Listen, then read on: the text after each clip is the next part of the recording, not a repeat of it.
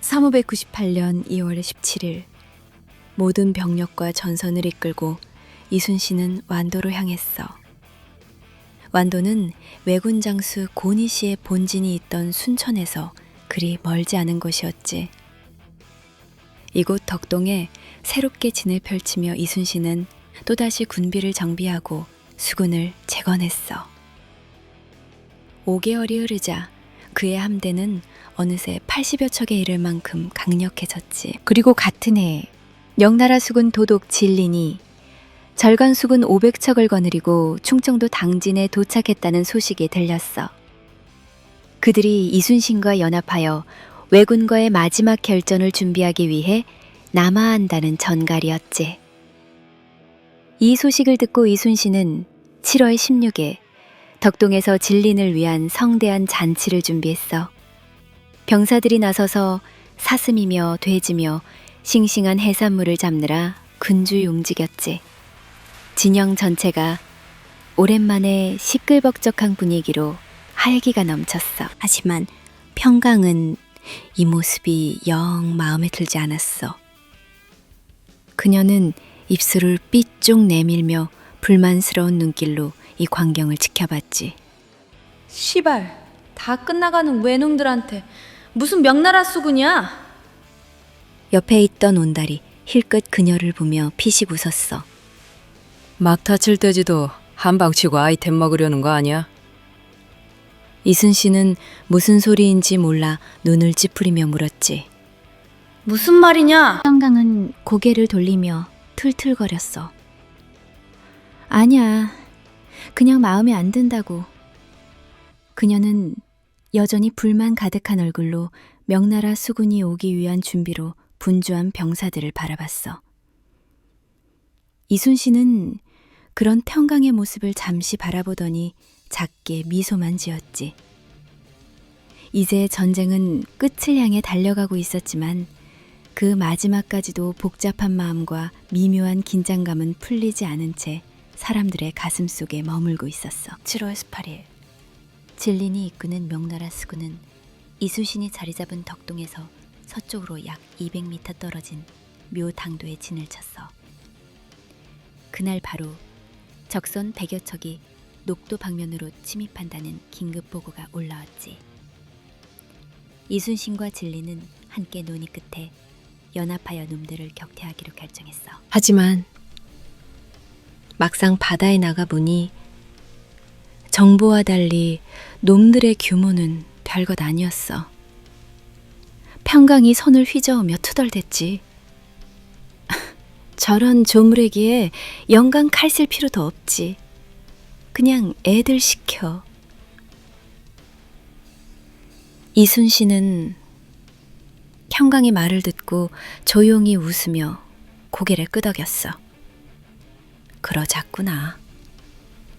결국 우리 측에선 소용종이 8척의 판옥전선을 이끌고 나가 싸웠고 명나라 수군은 그 뒤를 이어 30척이나 되는 큰 함대를 움직였어. 바다는 다시 포성과 비명소리로 가득 찼지. 그리고 마침내 7월 24일 본격적인 교전이 벌어졌어. 특히 복병장 녹도만우 송여종의 활약이 돋보였지. 그는 마치 전장을 날아다니듯 적선 사이를 휘저으며 놈들의 배를 박살냈어. 그의 공격에 외놈들의 배에 50여 척이 불타 바닷속으로 가라앉았지. 하지만 문제는 명나라 수군이었어. 진린의 함대는 숫자는 많았지만 정작 싸움에선 겉돌기만 하면서 소극적인 모습만 보였지. 놈들의 가장자리만 맴돌며 그럴싸하게 전투에 참여하는 척만 하고 있었던 거야. 송여종은 필사적으로 적선을 공격하며 놈들의 배를 계속 박살냈지만 결국 외놈 대가리는 70여 개밖에 배지 못했어. 살아남은 놈들은 전부 공포에 질려 도망쳐 버렸지. 그 와중에 명나라 수군은 대가리 하나 제대로 베지 못했어. 평강은 그 광경을 보며 씩씩거리며 이순신에게 투덜댔지. 영감 봐. 내가 뭘 했어. 막타나 쳐서 숟가락 얹으려는 놈들이라고. 쪽팔리지도 않나. 이순신은 아무 대답 없이 깊은 한숨만 내쉬었어. 그의 표정엔 짙은 피로감과 냉소가 섞여 있었지. 명과의 연합이란 게 결국은 이런 거였어. 전투는 아직 끝나지 않았지만 이 미묘한 불신과 갈등은 결코 쉽게 해결되지 않을 거였어. 조선군의 사기가 높아진 만큼 마음 깊숙한 곳에선 어딘가 씁쓸한 감정이 퍼지고 있었어. 전투가 끝나자 외놈 대가리를 하나도 얻지 못한 진린이 버럭 화를 내며 진영에서 지랄 연병을 떨었어. 그 모습이 너무 볼썽사나워 병사들은 몰래 쳐다보며 피식거리기까지 했지.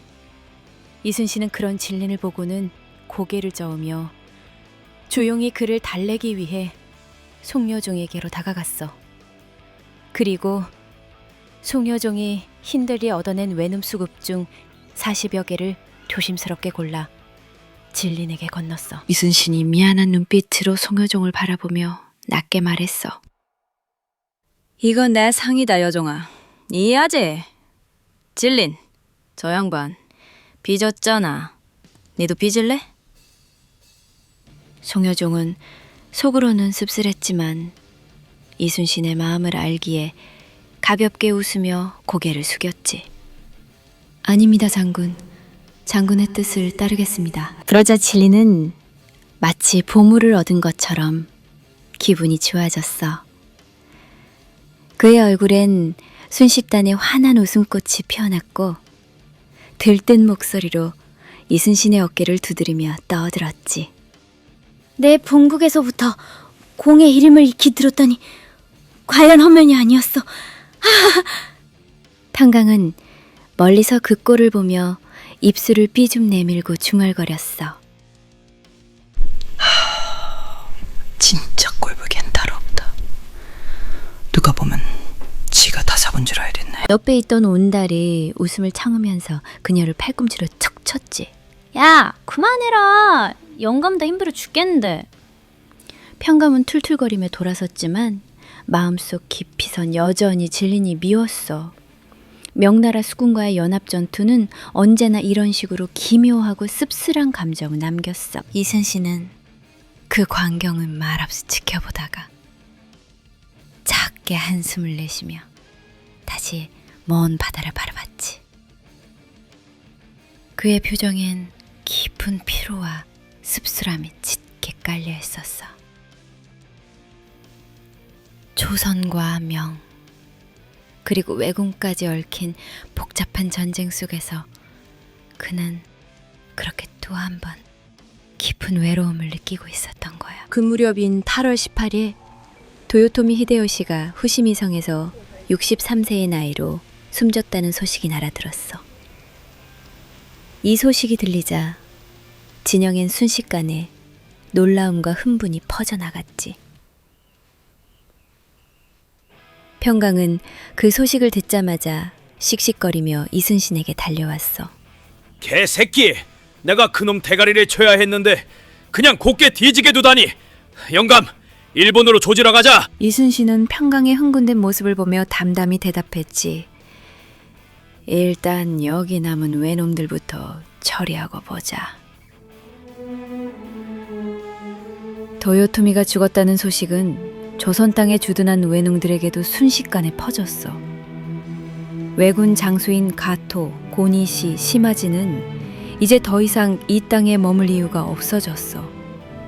놈들은 이미 서로를 의심하고 있었고 도요토미가 사라진 이상 자기들끼리 일본 본토로 돌아가 다시 권력을 놓고 싸울 생각으로 몰래 도망갈 준비를 하고 있었지. 하지만 우리는 이미 놈들의 머릿속을 훤히 꿰뚫고 있었어. 평강이 의미심장한 미소를 지으며 이순신에게 말을 걸었지. 영감, 저놈들 그냥 보내진 않을 거지? 이순신은 차가운 눈빛으로 바다 저편을 바라보며 낮고 단호하게 대답했어. 그걸 말이라고 하느냐?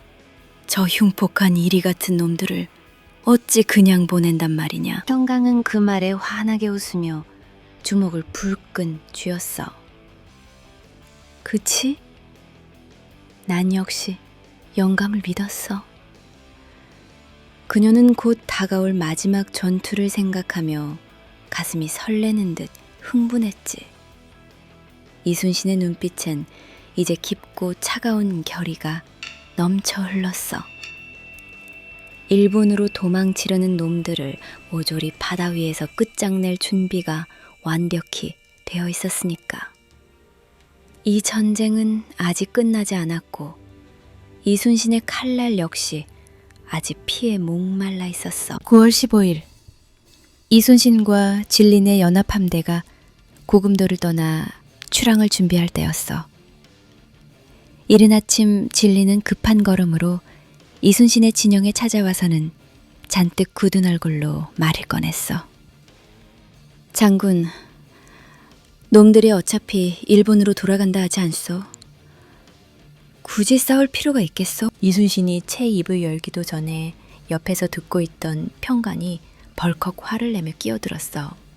야, 이 새끼야, 네 집 쳐들어온 간도 새끼가 간다면 그냥 보내줄래? 나 그걸 못한다. 남이 잡아도 아바라지기에서 꺼지라. 평강의 목소리는 차갑고 날카롭게 울렸고 진리는 붉어진 얼굴로 그녀를 노려보며 목소리를 높였어. 이 파란 년은 도대체 뭐야? 어딜 감히 씨부려대?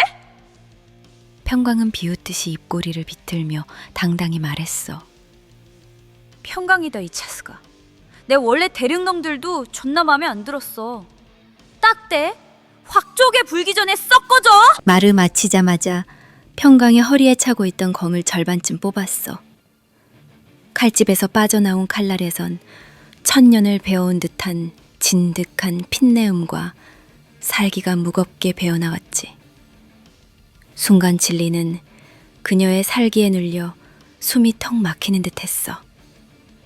그의 눈빛이 떨렸고 이내 잔뜩 흥분한 목소리로 중국어를 마구 쥐거리며 천막 밖으로 나가버렸지. 성강은 그런 진린의 뒷모습을 보며 가볍게 코웃음을 쳤어. 저 시끼 뭐라는 거야? 알아들을 수도 없고 짜증나게. 그리고 이순신에게 고개를 돌려 씩 웃으며 물었어. 영감, 싸울 거지? 이순신은 그런 그녀의 모습을 조용히 보며 입술 끝에 엷은 미소를 지었어. 콜. 그의 짧고 분명한 대답에 평강은 다시 한번 밝게 웃었지. 가을바람은 차갑게 그리고 묵직하게 불어오고 있었어. 전쟁은 이제 마지막을 향해 달려가고 있었고 그들의 결의는 누구도 흔들 수 없었어. 우리가 외교성에 진을 치고 있는 고니시의 부대를 공격한 건 9월의 차가운 바람이 불어오기 시작했을 무렵이었어. 여수 구상리 인근의 외교성에는 고니시가 이끄는 민만 4천 명의 주력 부대가 굳게 진을 치고 있었지. 그곳은 그야말로 난공불락이었어.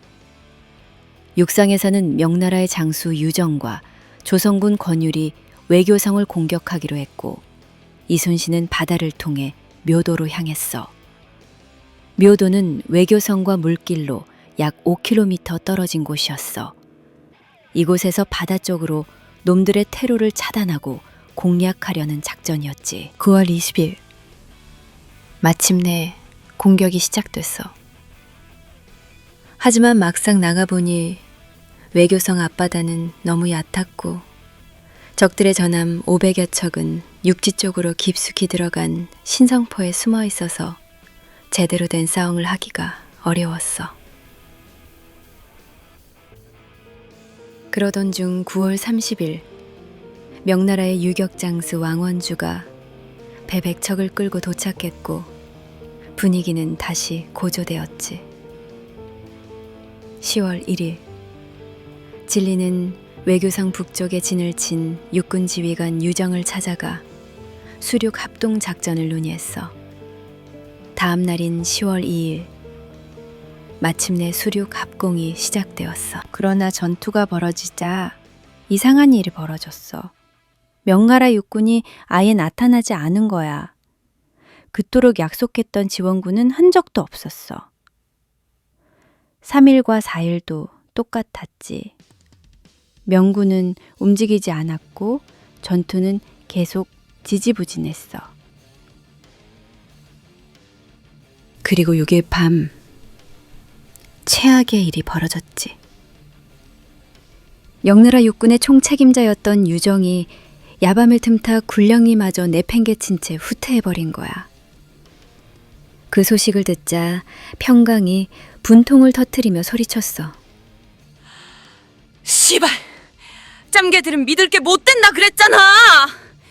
이 개자식들 진짜 끝까지 도움 안 되네. 그런데도 이순신은 끝까지 포기하지 않고 전투를 벌였어. 치열한 싸움 끝에 적선 11척을 납포하고 30척을 불태워 박살낸 게 전부였지.